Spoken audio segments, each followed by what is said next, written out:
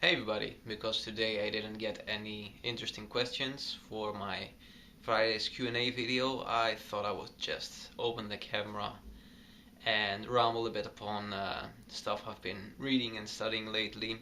So today what I want to talk about is what is I, who am I, and meaning who are you?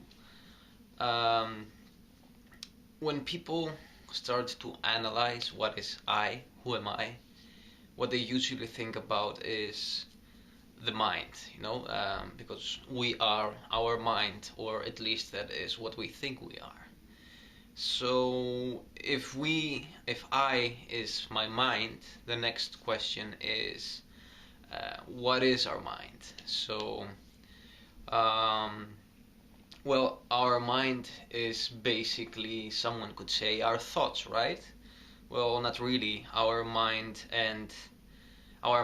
is emptiness, and the thoughts is just this capacity our mind has to produce, just as feelings, and it's just the capacity our mind has to produce all this, meaning that our feelings and our thoughts, either they come out of nothing and for no reason, or either they're a result to an external factor, I mean, if somebody punches you, then you get angry.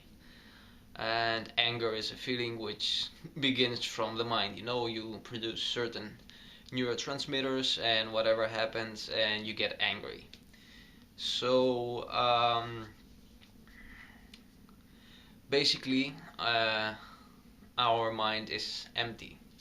That's what I wanted to say, and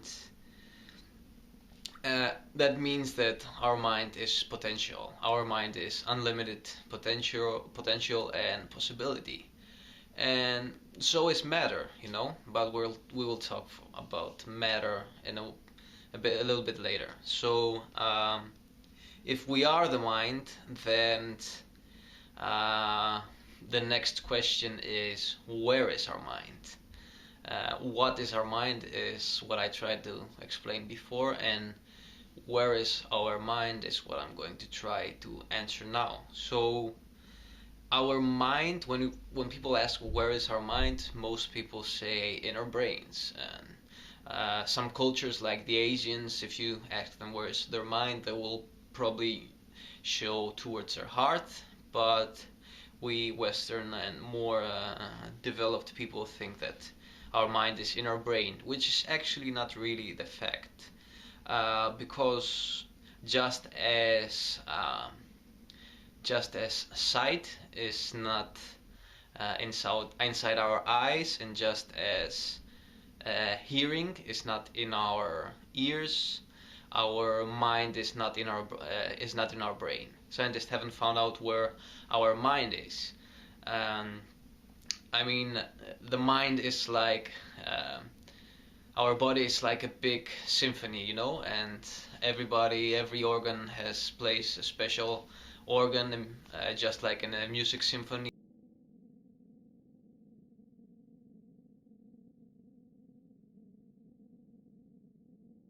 And everything is responsible for different stuff, but science hasn't found out yet where is the conductor of this big symphony, Science hasn't found where our mind is yet. So, even if you think that our mind is in our brain, if you choose to believe that, or if you choose something more general, meaning to say that our mind is inside our body, um, meaning the physical place of our mind, then one could just take a microscope and, just look inside his body. And even though logical thought would say that, the deeper you look into stuff, the more of a sharper and clearer image you get, that is not actually the truth, because the more you look inside yourself, with a microscope, and the more you look at cells and stuff like that, and the more you get in the subatomic realm, the more fuzzy everything gets, the more fuzzy everything turns. And the more you generally you dive in this realm, in this subatomic realm, the more the Newtonian, the classic physical laws stop to apply, and the more and what takes over is quantum mechanics. And what we have seen with quantum mechanics is that the deeper we get, the more everything starts to get fuzzier, and the more everything starts to jitter, to shake. As I said, particles start to jitter, to shake, and particles even start to appear and disappear out of nothing, which is, something really amazing we have seen in quantum mechanics the last decades. And if you go even deeper into this subatomic realm, then even time and space isn't something, stable. Even time and space starts to jitter.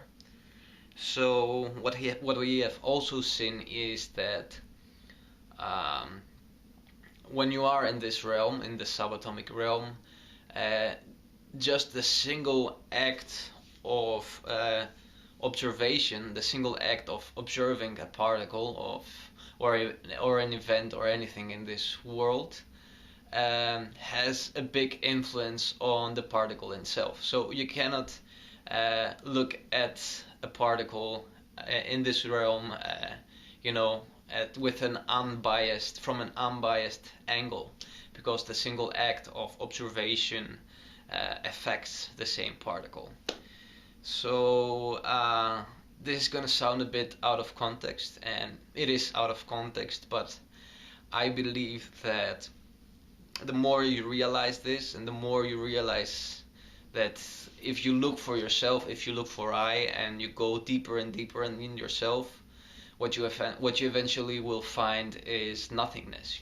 What you will eventually find is blank, and not a blank meaning nothing, but a blank meaning just as our mind, meaning unlimited potential and unlimited possibilities.